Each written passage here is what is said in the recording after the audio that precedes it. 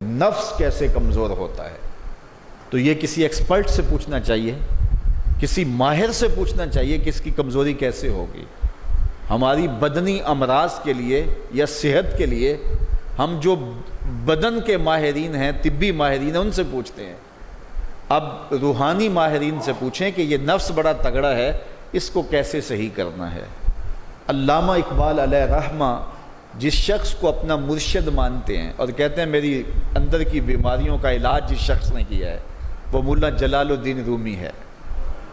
تو جلال الدین رومی ایک معالج کا پتہ دیتے ہیں۔ بعض اوقات ہمیں کوئی مسئلہ ہوتا ہے تو ہم کسی اپنے ڈاکٹر دوست سے پوچھتے ہیں کہ یار آپ کی نظر میں کون سا اچھا ڈاکٹر ہے جو ہمارے اس مرض کے لیے ہو، کہ ڈاکٹر آگے جس ڈاکٹر کا پتہ بتائے گا پھر وہ باکمال ہی ہوگا نا۔ تو عام آدمی تو ہو سکتا ہے کسی عطائی کا پتہ بتا دے، وہ کہتا ہے مجھے فلاں جگہ سے دم کروایا، مجھے اس سے دم آ گیا، تو ہم دم کروانے بھاگ جائیں گے۔ یہ ایسے ہی ہوتا ہے نا کہ لوگ وقت ضائع کر دیتے ہیں ان چکروں کے اندر اور بیماری کے منہ میں۔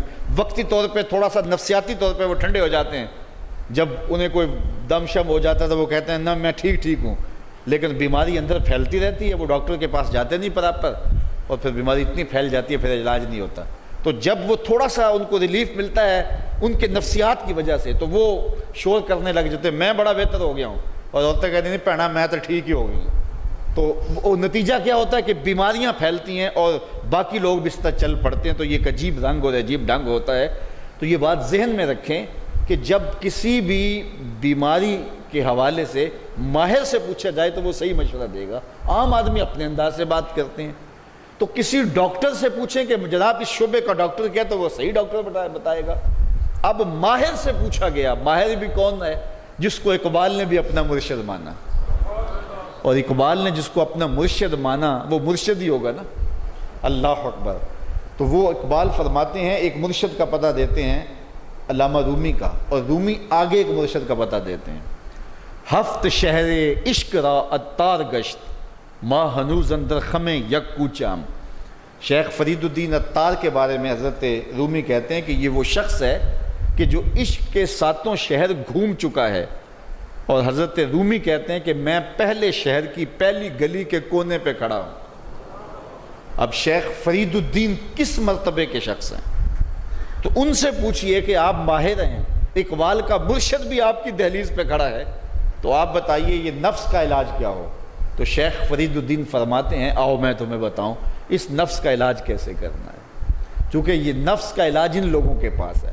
باج فقیراں کسے نہیں ماریا، باہو ظالم چور اندر دا ہو، یہ ان لوگوں کا ہی کام ہے کہ اس کا علاج کریں۔ تو شیخ فرید الدین فرماتے ہیں نفس نتواں کشت الا باسے چیز بات گوئم یاد گیرش اے عزیز۔ نفس نہیں مرتا، لیکن اگر تیرے پاس 3 اسلحے موجود ہیں تو پھر اس کو قابو کرنا مشکل بھی نہیں ہے۔ وہ 3 اسلحے کون سے ہیں ذرا سن لیجئے، اور اس نیت سے سنیے کہ ہم اس ماہ صیام میں اس پر عمل کریں گے اور اپنے نفس پہ قابو پانے کی کوشش کریں گے۔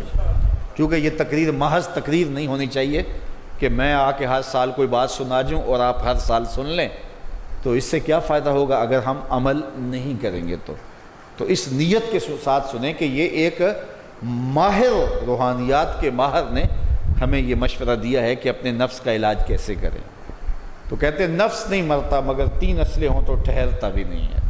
پہلا اسلحہ خنجر خاموشی، خاموشی کا خنجر۔ دوسری بات شمشیر جو، بھوک کی تلوار۔ اور تیسری بات نیزائے تنہائی اور ترک ہجوم، اور ایک تنہائی کا نیزہ۔ کہتے ہیں 3 اسلحے اگر تمہارے پاس ہیں تو یہ نفس قابو میں آ جائے گا۔ خاموشی کا خنجر، بھوک کی تلوار اور تنہائی کا نیزہ۔ ایک دشمن بندھا ہوا ہے، 3 اسلحے لے کے دوسرے دشمن پہ ٹوٹ پڑو۔ ماہ صیام میں بھوک تو پہلے ہی کاٹنی ہے، لہٰذا یہ جو ہے وہ بھوک کا ہتھیار بھی اس کے اوپر جو ہے وہ کارگر ہو گیا۔ اب خاموشی بھی اختیار کریں، کوئی فضول بات اپنی زبان پر ادا نہ ہونے دیں۔ میرے حضور نے فرمایا اگر تم سے کوئی الجھے، کوئی لڑے، کوئی بحث کرے تو تم اسے کہہ دو انی صائمن، جا بابا معاف کر میں نے روزہ رکھا ہوا ہے۔ تو اس طرح اس کو ٹال دو کہ جو ہے وہ انی صائم میں روزے سے ہوں، میں نہیں لڑنا چاہتا، میں نہیں کوئی فضول بات کرنا چاہتا، میں کوئی بے مقصد بات نہیں کرنا چاہتا. لیکن فرمایا جو جھوٹ اور جھوٹے اقوال اور اعمال نہیں چھوڑتا ہے اس کے بھوکے اور پیاسا رہنے کی اللہ کو کوئی ضرورت نہیں ہے. تو خاموشی اختیار کی جائے. اور تیسری چیز العافیت فی العزلہ، تنہائی میں عافیت ہے، اور یہ ہمیں اختیار کرنا چاہیے. حضرت شاہ نقشبند بخاری علیہ رحمہ فرماتے ہیں فقیر کے لیے بہترین جگہ مسجد ہے یا پھر اپنے کامل شیخ کی صحبت ہے، اور تیسری چیز تنہائی ہے، اور چوتھی جگہ سوائے ہلاکت کی اور کچھ نہیں ہے.